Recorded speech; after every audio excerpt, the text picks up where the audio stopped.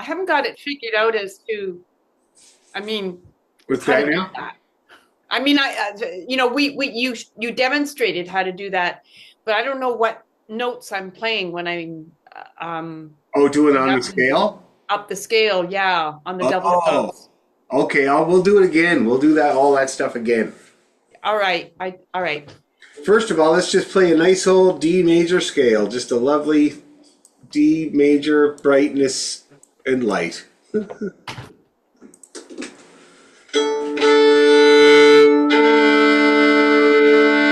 Okay, here we go. Ready? Go.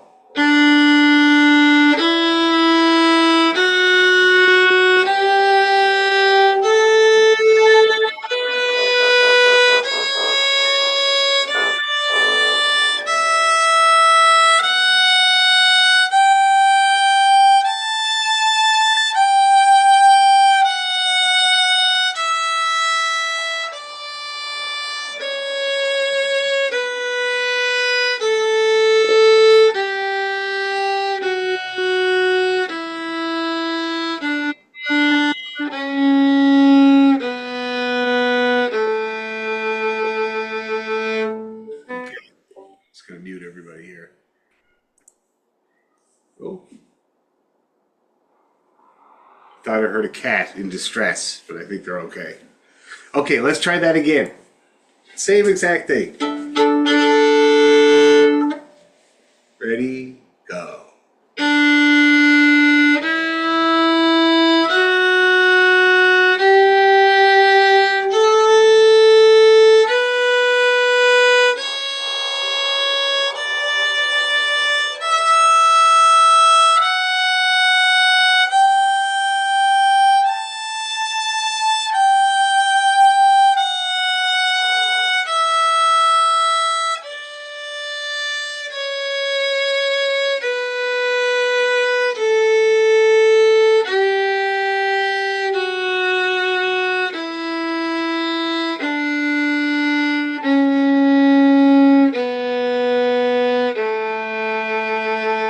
Arpeggio!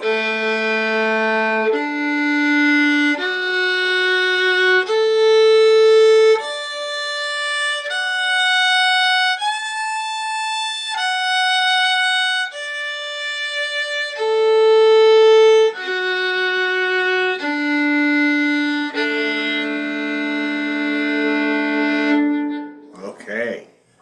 Oh, nice. How are you guys feeling about D? Relatively in tune? That's good. Okay, now let's do some, before we try that exercise with the double stops, let's just do some double stops in the key of D. Okay? So the first one we're going to do is we're going to play the A and the D string together. Just very simply like this. Okay, let's do that. Let's do that, say, let's give it down bow, up bow 4 times. And try to go right from one end of your bow to the other. And tell me afterwards what kind of success you had with staying on both strings. Okay, ready, go.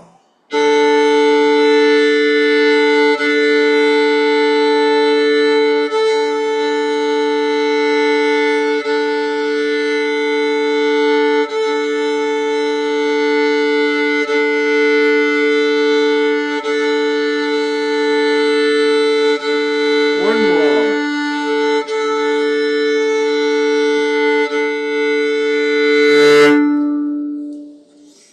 All right, how did we get along with staying on both strings?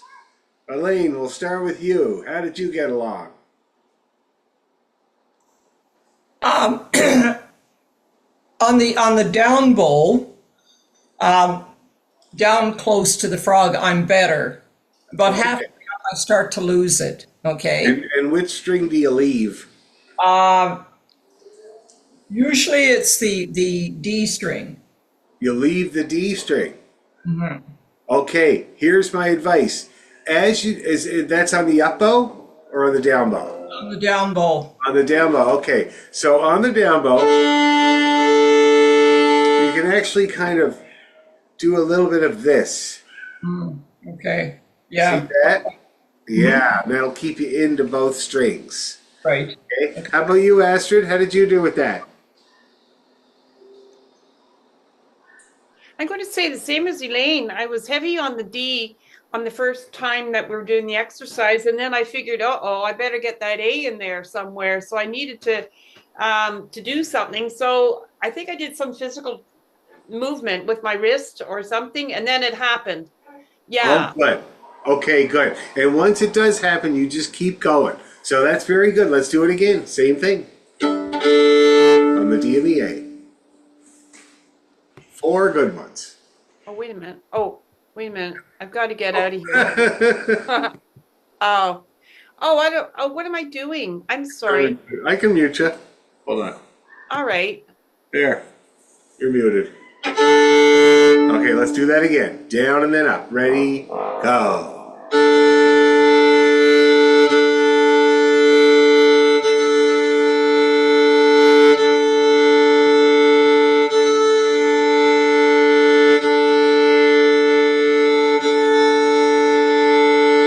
One more.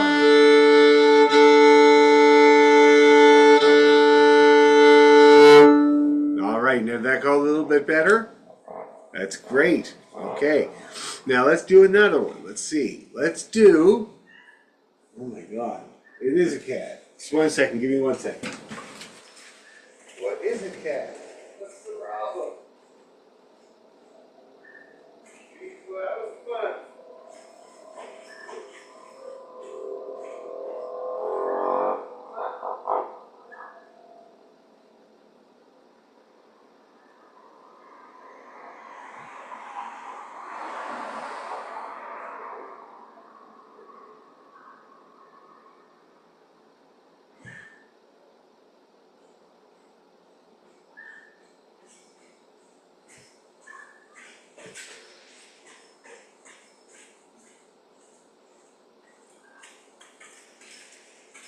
All right, sorry about that. She was desperate to go out. Okay, so the next one we're going to do, what I like about doing the D and the A at the same time is that it's a fifth. And fifths are easy to tune, even if you don't have a tuner, because they just have that perfect sound. They're in tune, and if you lean on one or the other too much, you can hear it go out of tune. You hear that? That little wow, wow, wow, wow, wow, wow, wow, wow. And you loosen up, and you hear it come in again, and there's no mistaking it. So that's what's good about that. Another one that's like that is the fourth. So that's where you put your D1 down and play it with your open A.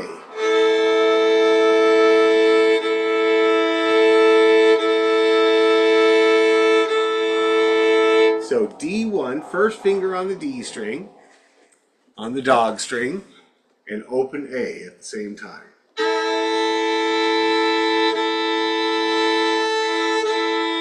D1, the first finger, that's the E on the D string.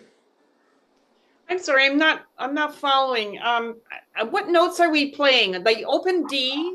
No, E, so D1, E, and open A.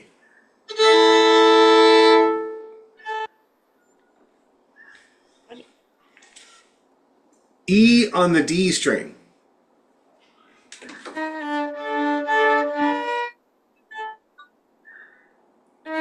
Okay, I'm sorry. E on the D string and an Yes. open A. Yes, that's right. Okay.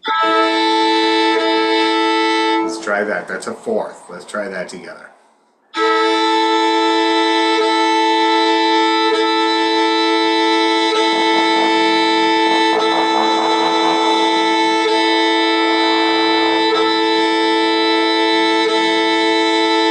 And again, that's an easy one to tune. You hearing that? Now let me show you how it sounds when you're at a tune. Oh yeah, it hurts. Now I'm going to bring it in.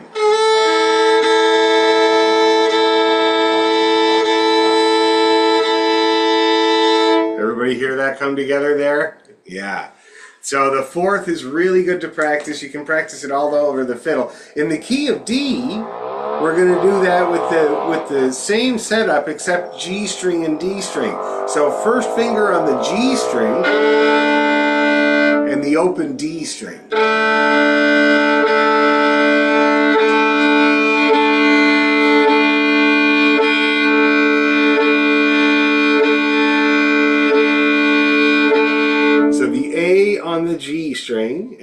open D string. Yeah, very nice in the key of D. I'm sorry, I didn't get that again. I'm Yeah, it's so okay. It's an okay. open D Yeah, and and G1. That's your low A. Hey, Lena, how was your dinner? I'm glad you didn't finish a whole diner. That would be a bit much. I don't get it. I'm sorry. Okay, first finger on the G string. Okay, E A D G. Okay, that's And an the, A.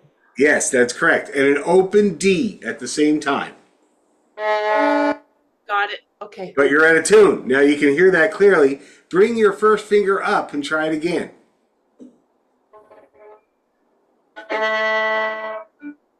So, but G. Oh, all right. A and Open then D. D. Open D. Yeah, lovely. Very good. You hearing that? Yeah, it's better. That's the fourth. And that's another one. It's easy to tune because when it comes into tune, it kind of snaps into your ear there. And Okay. that would be a fourth in the key of D. Okay. Um. Okay. I'm looking at my keyboard at this time. You should. I'm cheating You should. So that would be the A below middle C and the D above middle C at the same time. at the same time. Very good. Okay. Nice fourth, nice little fourth there. Now let's do a little bit harder one. Let's do that again. Let's practice the fourth once more. So G1 and open D.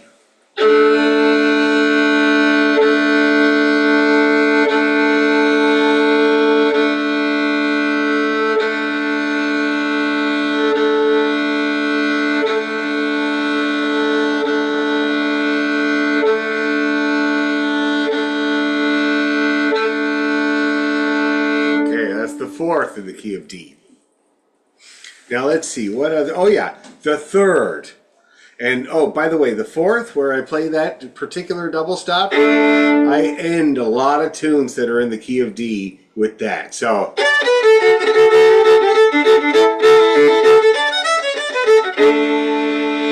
See that? Really nice way to end a tune in the key of D. So the next one that I use probably the most in the key of D is called the third. And the third would be F sharp on the D string, so that's D2 in the high position, and open A. So D2 and open A. Now it's a harder one to hear because even when it's in tune, it has a bit of a modulation to it. But that's what the modulation should sound like when you're in tune. Okay, that's a third. So let's try some of those. Let's do down and up 4 times on the third. Okay, ready, go.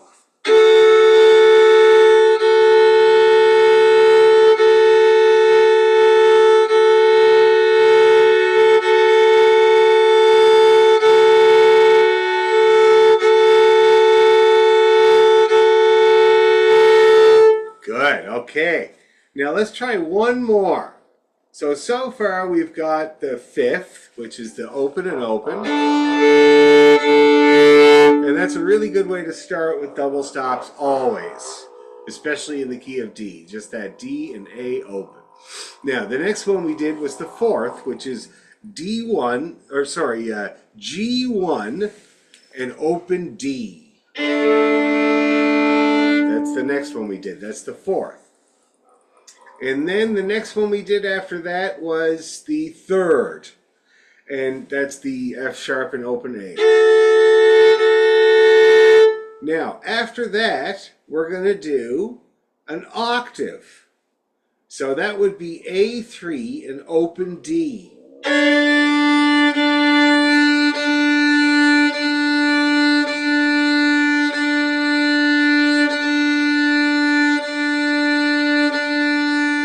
That one.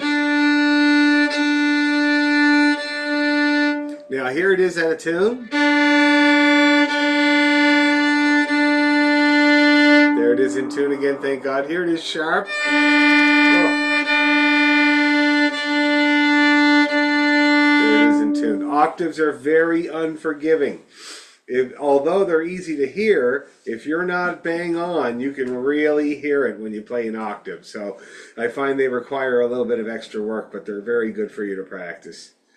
Last one, I promise. It's another third, but this one is inverted. So we're going to play A3 and E1.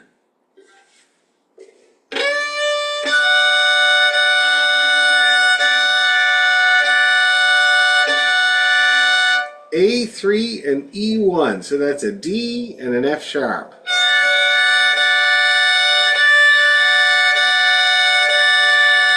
They call that the bluegrass one. It's kind of cool. That's the third, okay? Another third. It's an inverted third. Because there's several ways that you can do these. There's more double stops in the key of D. There's like... That's a nice one. That's a nice one. There are several, so...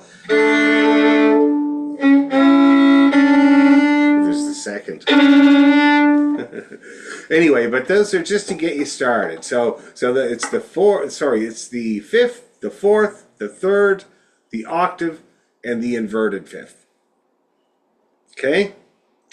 Now, Astrid was talking about doing that scale, the G major scale with all double stops. So here are the notes. We start by playing G and D together. Next thing we do is G1 open D together. Okay, and then the 2 and the open D together.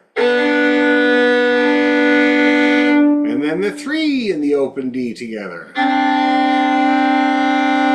And then we switch over to the A and the D. So we play D and A. D1 open A. D2 open A. D3 open A.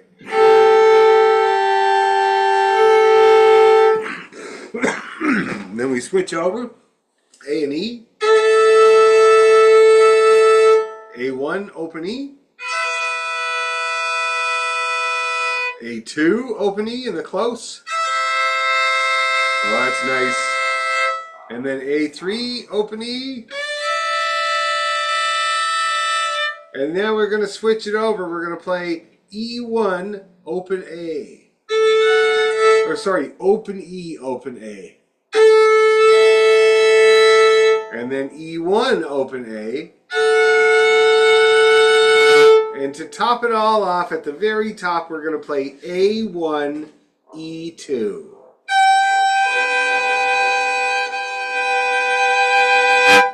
Okay?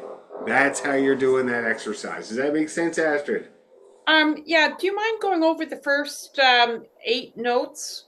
Yeah. What you G1 just with said? the D string. Sorry, open G, open D. Yeah, G1 open D. yeah. G2 open D. G3 open D. Open D open A. D1 open A. D2 open A.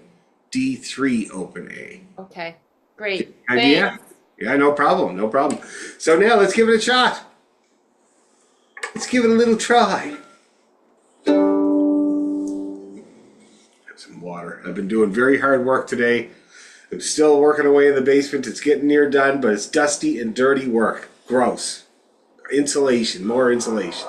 I see you got a piece of plywood or something behind you there, Lena. Is that a project? We always have projects. Yes, it's a project. What are you making out of plywood? Jordan's a carpenter, so he's making cabinets downstairs right now. This is a piece of wood that is being turned into cabinets. Not for us. Oh, he makes cabinets for people. He makes everything. He makes canoe paddles and spoons and houses and cabinets and everything. Wow. I worked in a cabinet shop briefly, And it was a kind of a weird setup. Like, I love the job. And the guy that I was working with was a Russian guy. It was a Russian guy that owned the place. Everybody was Russian. I learned a couple of words in Russian. Like, for instance, up. Very important when you're working in a woodworking shop. But anyway, I worked there for like 3 weeks. And I worked my butt off. And then the guy that I was working with, he left. And then another guy left. And then your man came in and got us to deliver all the half-finished kitchens and told us to go home, and that was it. And then he didn't pay me. I had to go back, like, I think the wife finally went back. But I did enjoy the cabinet making. It was really, really good.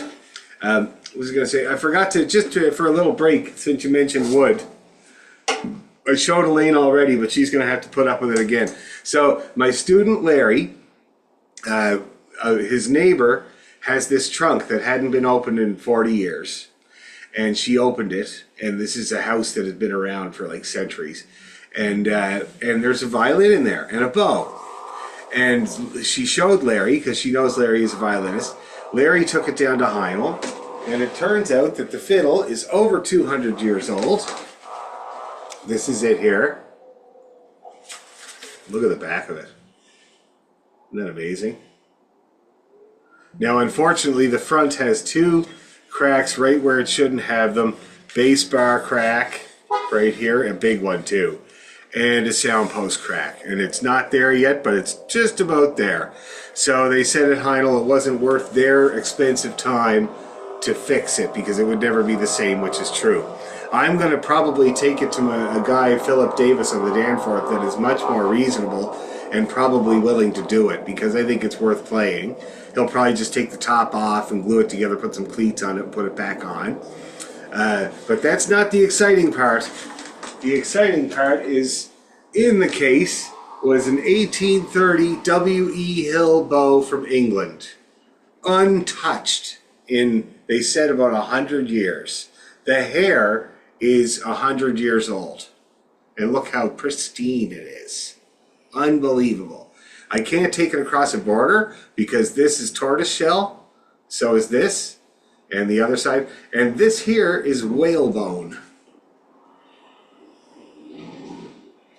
1830. Can you imagine that? Really how it's well, it's in perfect condition, which is amazing, but also the technology hasn't changed. Like it's exactly the same. That's wild. The technology had. Now, I was saying to Elaine, the remarkable thing, oh, and it's got a gold tip, as every hill bow does. Or sorry, not gold, silver. Silver tip, see that? It is perfectly stick straight, not a bend in it. And I've even seen new bows that have, well, I've never seen a bow that didn't have a bend in it. And so obviously this is completely unused for I don't even know how long. It's worth $6,000 to $8,000. When Larry went to tell them that, the family said, we don't want to sell it, we want somebody to use it. So I signed a piece of paper yesterday, and I have it on permanent loan. 1830, $8,000 bow. Now, the hair is amazing because I read somewhere that the horses that give us horsehair for bows, it's the same family of horses in northern Mongolia that generations have been giving us hair for ever since bows have been around. And that means that this hair is probably from a descendant of the horsehair that's on my bow that I just got rehaired recently, which is pretty wild. Now, two sad things. First of all, I'm going to be the man that wrecks this hair, and I'm going to do it with Scottish and Irish music. That's the first thing. The second thing is that I'm probably going to be the man that puts a bend in it, because the bend comes because of playing. And so as you play your bow, depending on the pitch of your bow, which way you tend towards, it's going to bow that way a little bit, right? So if you look at my German bow, where is it? Oh, here it is. If you look at my German bow, you can see that it kind of goes to the left, I guess. Kind of swoops. See that? Like an on-ramp. And every bow does. It's normal. It's fine. It's not a problem. But this one doesn't do anything at all. It is completely stick straight. So that means it's going to be me that puts the bend into it. What are you going to do? You have to play it. Okay, let's try this double stop scale.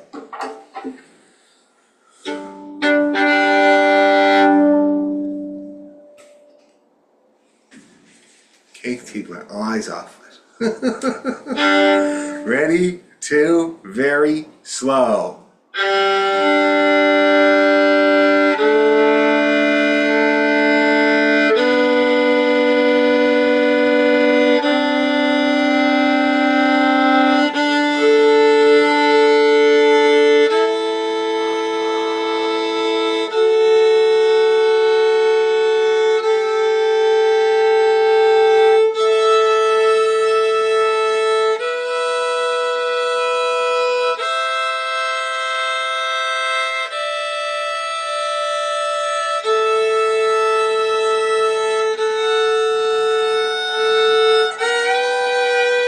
Come down.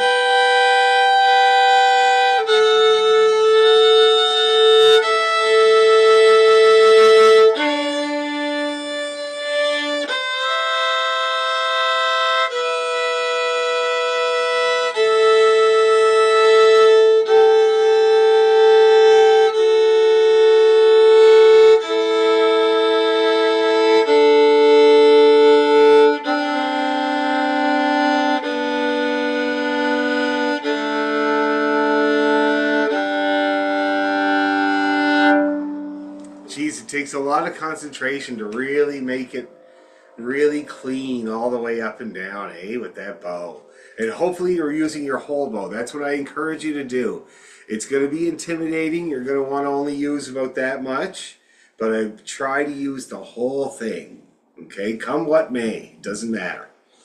Now we'll give it one more shot and then we'll play a tune.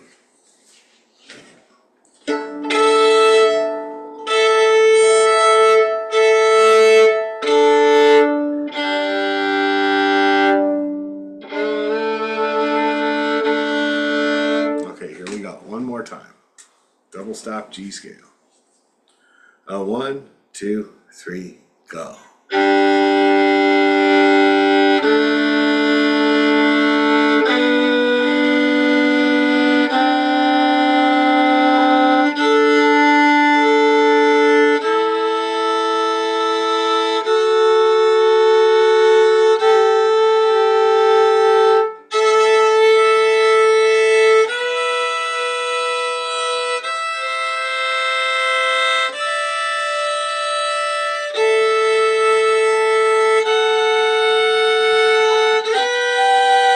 Come down.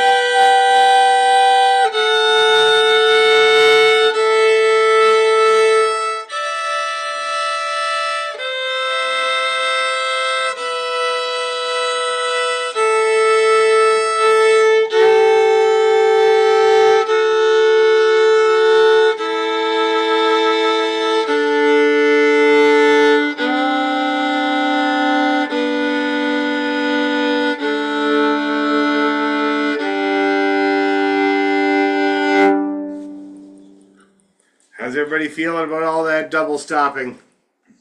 Don't stop.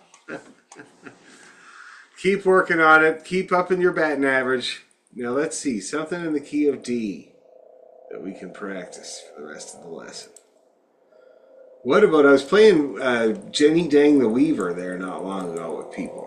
Why don't we get that out? Jenny Dang the Old Weaver.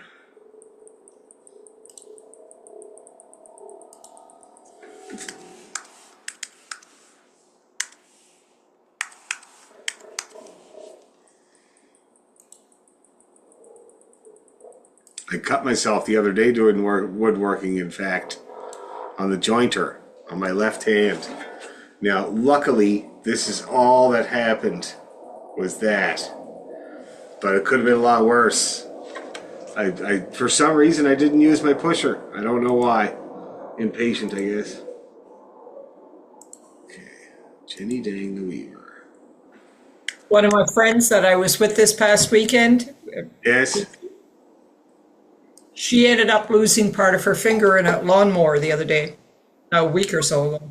Oh my God, she lost part of the finger? Oh, Lost it at the first knuckle. Oh my God, shocking. Yeah. Oh, jeez. Well, She the thing doesn't play the is, fiddle, does she?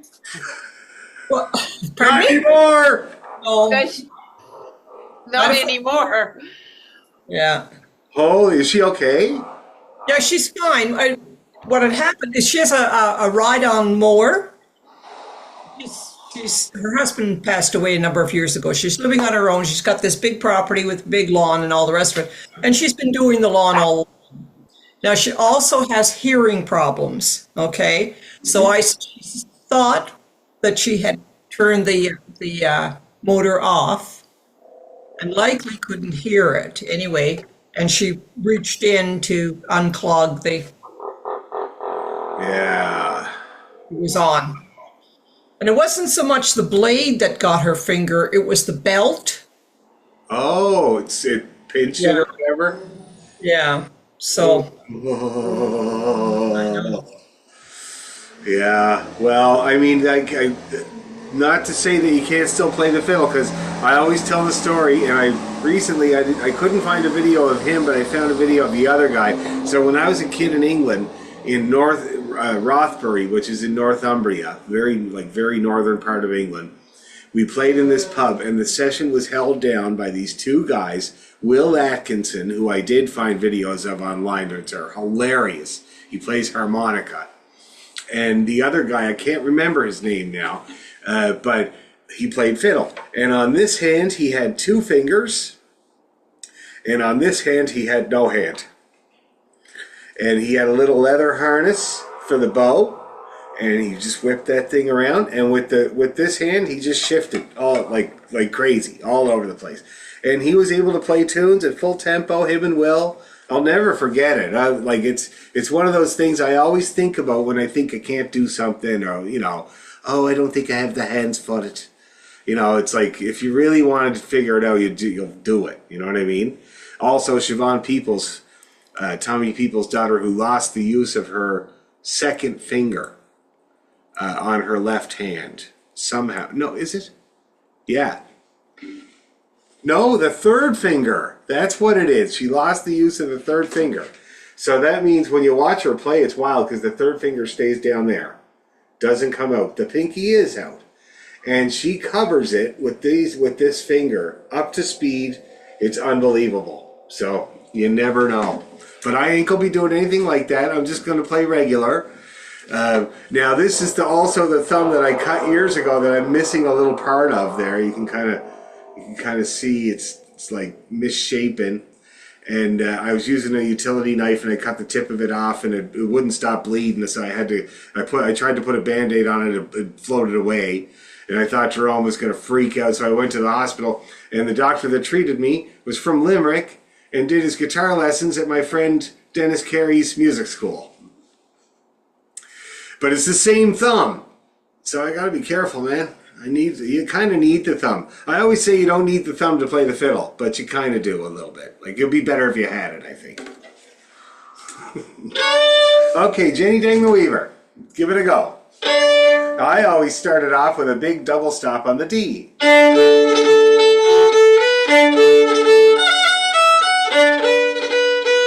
Like that. You can pretty well do it every time.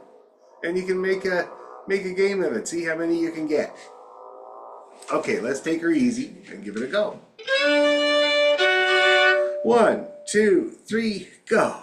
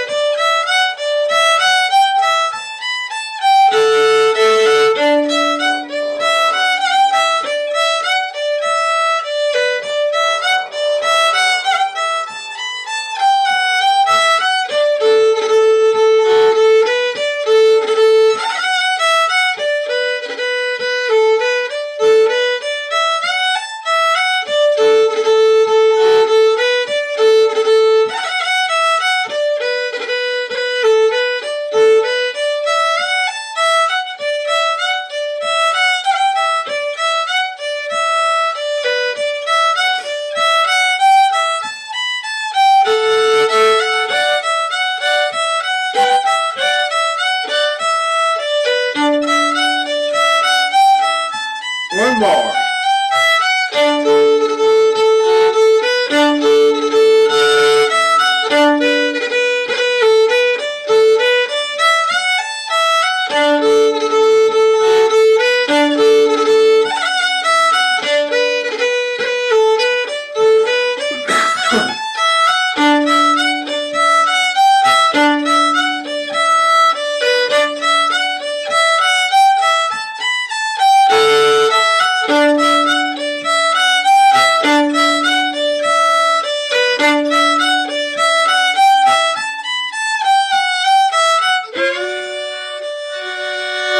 Okay, report. How did everybody do?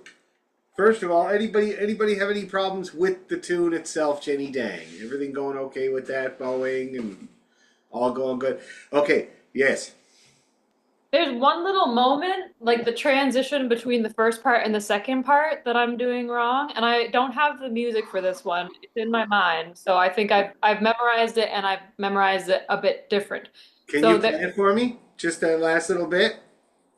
so what happens at the end? 3 to the 1. So okay, wait.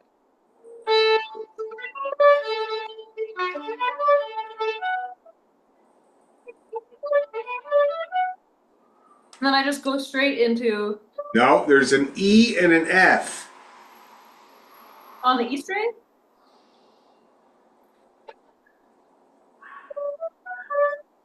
So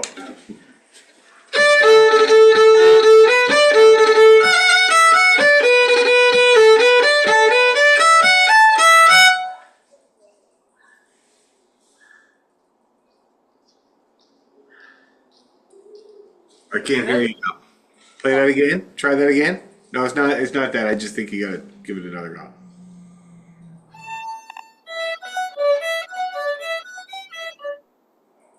Yeah. So try it from. Try like the second half of the first part and into the second part for me.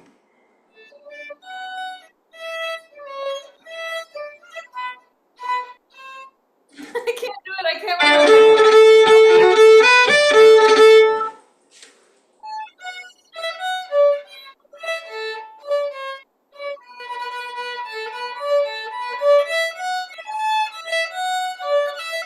That's it. Okay. That's it. So you're just missing 2 notes there. Okay, got it. Thank you. Okay, cool. All right, let's give it another go. A little tiny. Oh, the other thing is, anybody get a double stop in on any of those D's? I was counting them. There's 1, 2, 3, 4, 5, 6, 7, 8, 9, 10, 11, 11, 12 opportunities to do a D and an open D together. 12 opportunities in the whole tune. Okay, so let's try it again and see if you can get at least 12.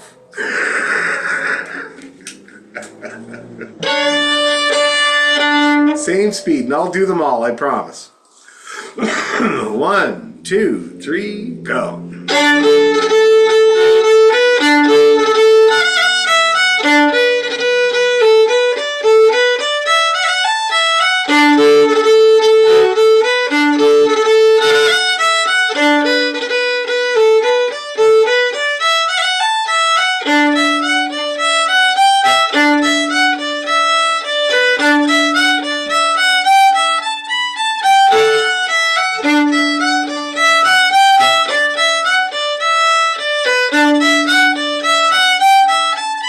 Again.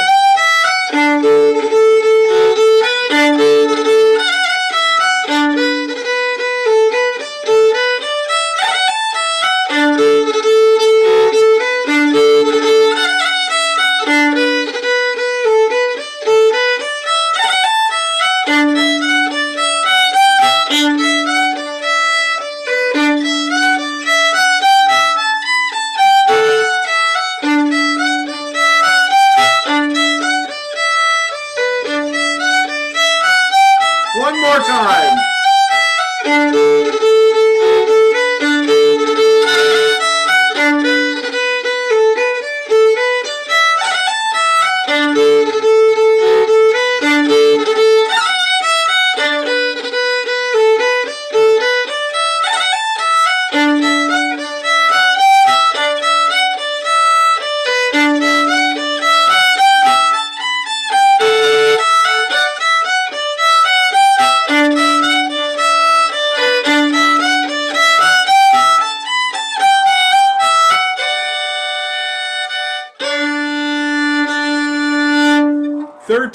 to include the finishing note. Okay, so how did we do that time? Did you get any double stops in? Not one? Now, Astrid, tell me your experience. What happened every time you tried? Well, I wasn't coming up with the notes that were supposed to be played. My bow was just always on the single string. Oh, yeah. Nothing would come. My mind wasn't thinking fast enough to get into a double stop. I think that was it, except at the very end.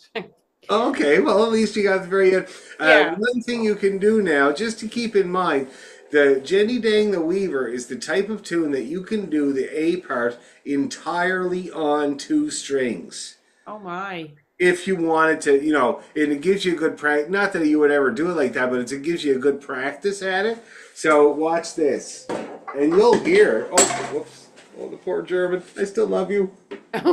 Sorry. So for a person like you will hear, the possibilities. Like if you do the whole thing with the D string, you'll hear the possibilities of what you like. You know what I mean? So watch how that happens.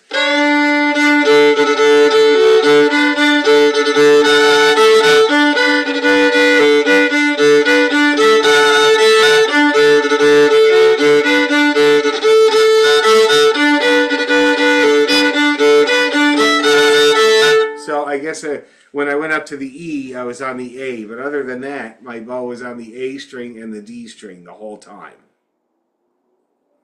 Okay? So good thing to try, because then you're kind of up your chances of getting the odd one. Now in the second part, it's a little harder. Yeah, I wouldn't suggest doing it in the second part. In the second part, just try for all the D's at the beginning of each measure. There's a D at the beginning of each measure. You can try to put one on those. Except for the ones where it's the high A. But then you can do the A string.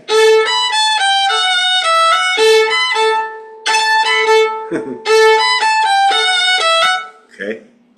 It does take a little getting used to a bow like this. It's very, very light. That's one thing about it. The end is like really light, so I have to dig in a little bit more. Worth it though. Check this out.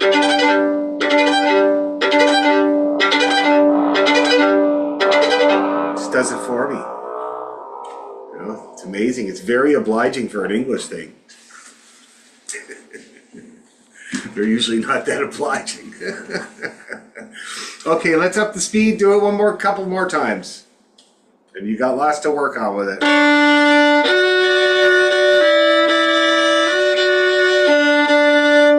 here we go.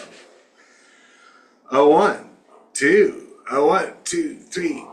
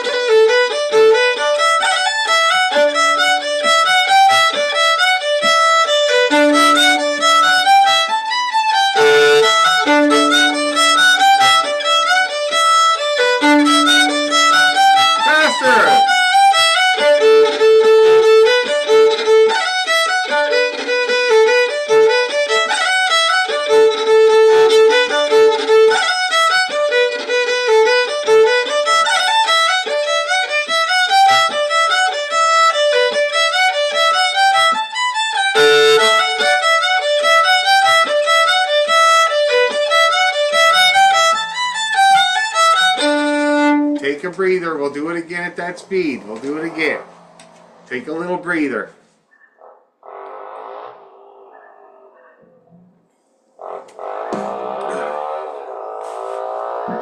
Okay, let's try it again. Same speed.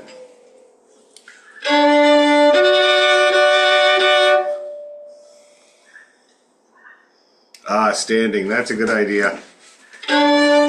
Always better. 1, 2, 1, 2, 3, go.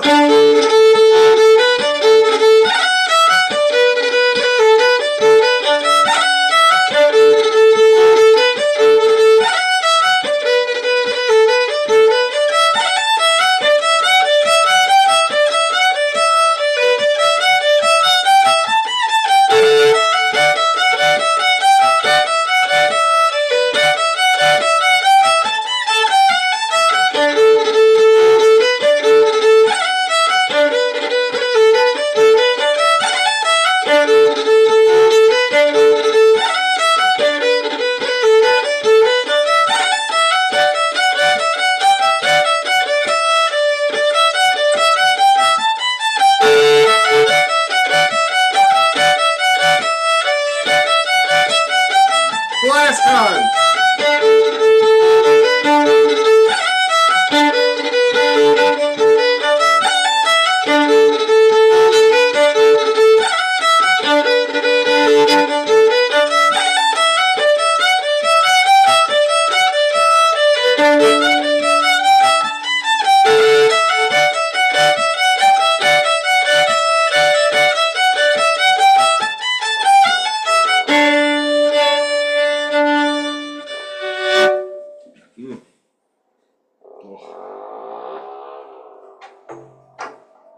I wonder what we would have sounded like if we were all off mute there.